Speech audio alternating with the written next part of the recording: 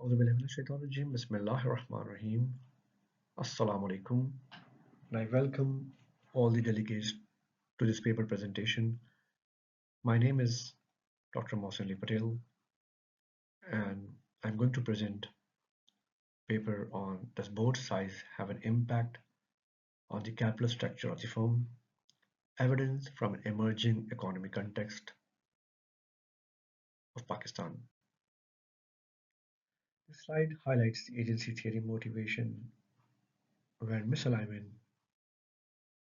between owners and managers necessitates effective governance.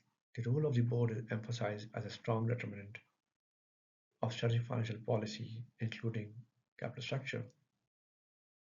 The agency conflict can be present between shareholders and the managers, and this conflict can affect the corporate decisions. So, in order to solve this conflict, the board of directors can serve as an internal governance mechanism, monitor the management. The capital structure is one of the key strategic financial decisions which are influenced by the board. One of the major reasons for corporate failure is the agency conflict between the principal and the agents. This conflict is created due to the non-alignment of interests between both these parties, as these agents are sometimes not so watchful about the costs and resources of the company as of their own. So the researchers around the world have suggested various measures or tools to reduce this agency conflict. One of the measures to reduce this conflict is to create a strong and resourceful supervisory board that can protect the interests of the shareholders. The corporate board of directors are hence entrusted with the responsibility for important strategic level decision making of the company. And the structure of the board is said to have an impact on the company's financial performance as well. The board influences many important decisions of a firm, including one of the most important decisions about the appropriateness of the capital structure of the firm.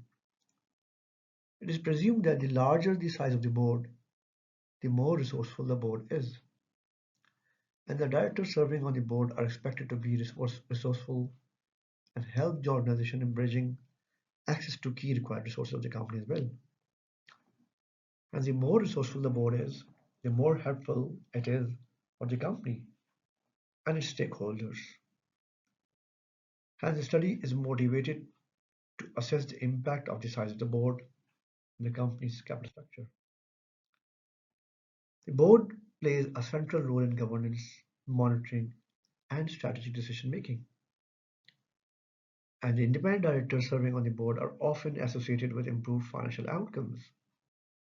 However, when conducting the literature review, we found that the prior studies have shown mixed results on the effect of board size on the leverage. And same goes for the independence as well. However, the emerging market context findings may differ due to institutional and different regulatory contexts in them.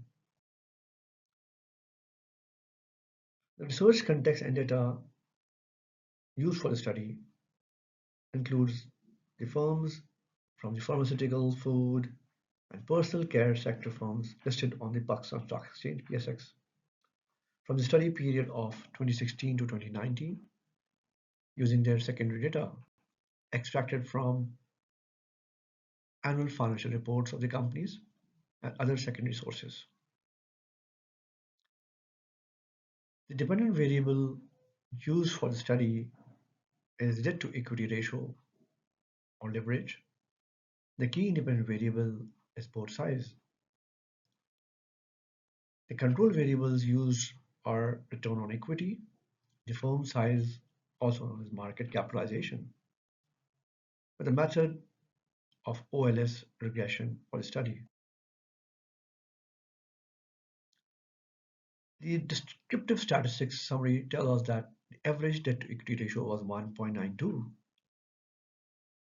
but with a large variation across the firms. And the board size average was approximately 8 members in our context. However, the maximum board size was also surprising to 11 board members and 3 independent board directors observed in them. The ROE showed wide variation, including both profits as well as losses. The correlation analysis tells us the debt to equity ratio showed positive correlation. However, obviously they do not imply causation. So we conducted regression results tell us that the adjusted R square was approximately 93%, indicating strong explanatory power of the model. The board size has no statistically significant impact on the leverage, and hence the regression findings refute the hypothesis that the board size affects capital structure. Instead, the profitability and firm size appear to be more influential, as we see the ROE and firm size both have significant positive effects on the leverage.